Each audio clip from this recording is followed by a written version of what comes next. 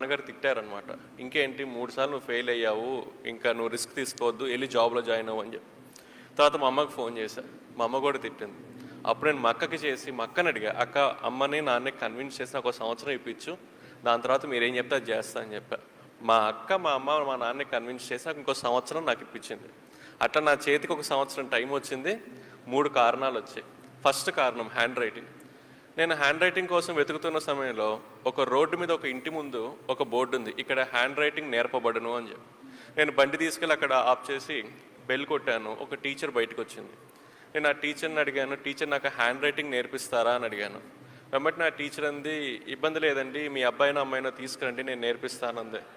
So నేను అన్నాను, మా అబ్బాయికో అమ్మాయికో కాదండి, నాకు హ్యాండ్ రైటింగ్ నేర్చుకునే ఆమె షాక్ అయింది. ఇదేంటి 6 అడుగులుండి 25 వయసు ఉండి ఒకడు వచ్చి నన్ను హ్యాండ్ రైటింగ్ నేర్పించమంటున్నాడని చెప్పి. నేను ఆ టీచర్కి అర్థమయ్యే విధంగా చెప్పాను, టీచర్ నేను ఇట్లా ఐఏఎస్ అవుదాం అనుకుంటున్నాను, నా హ్యాండ్ రైటింగ్ కొంచెం బాగోదు, so I want to improve my hand writing అని.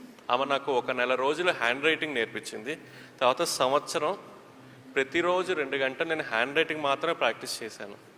ఈరోజు నేను నా ఆఫీస్లో నేను ఏమైనా ఫైల్ మీద రాస్తే మా క్లర్క్ కానీ నాతో పనిచేసే వాళ్ళు కానీ అడుగుతారు, సార్ ఇది ప్రింట్అవుటా హ్యాండ్ రైటింగ్ అని చెప్పి. ఆ విధంగా నేను నా హ్యాండ్ రైటింగ్ని మార్చుకున్నాను. రెండోది, ఒక సమాధానం ఒక ఆన్సర్ ఎలా రాయాలనే విషయం. ఆల్రెడీ ఐఏఎస్ వచ్చిన ఒక మేడం ఉంది, బాలలత మేడం అని చెప్పేసి.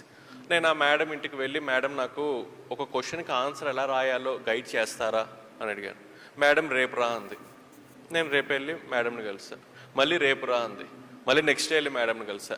అట్లా 1 వీక్ మేడం నెక్స్ట్ డే అంది. నేను మేడం చెప్పిన స్థలంలో మేడం చెప్పిన సమయానికి వెళ్ళి మేడంని కలిసా.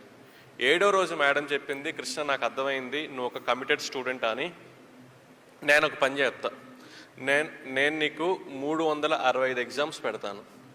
ప్రతి ఎగ్జామ్ 3 గంటలు, ప్రతి ఎగ్జామ్ ఎర్లీ మార్నింగ్ 4ంటికి మా ఇంటికి వచ్చి రాయాలి. నువ్వు 4ంటికి వచ్చి 7 దాకా రాయాలి. ఏదైనా కారణం వల్ల నువ్వు ఒక ఎగ్జామ్ రాయకపోయినా, ఒక ఎగ్జామ్ లేట్గా రాసినా అది నీ లాస్ట్ ఎగ్జామ్ అవుతుందండి.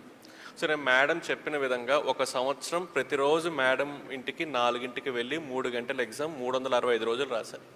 నేను 365 రోజులు ఎప్పుడైతే ఎగ్జామ్ రాశానో ఆటోమేటిక్గా ఒక సమాధానం మంచి భాషలో కథలాగా ఎలా రాయాలో నాకు అర్థమైపోయింది. అదేవిధంగా నా మాట తీరు మార్చుకోవటం కోసం ఆల్రెడీ ఐఏఎస్ చదువుతున్న పిల్లలకి నేను కోచింగ్ ఇవ్వటం మొదలుపెట్టాను కోచింగ్ ఇన్స్టిట్యూట్లో. నేను ఎప్పుడైతే పిల్లలకి టీచర్గా అయ్యి కోచింగ్ ఇవ్వటం మొదలుపెట్టానో నాకు వెంబటిన అర్థమైంది ఒక విషయం, ఎదురు వ్యక్తికి బాగా అర్థమయ్యే విధంగా ఎలా మాట్లాడాలను. అట్లా 1 సంవత్సరంలో నేను ఈ వెంబటిన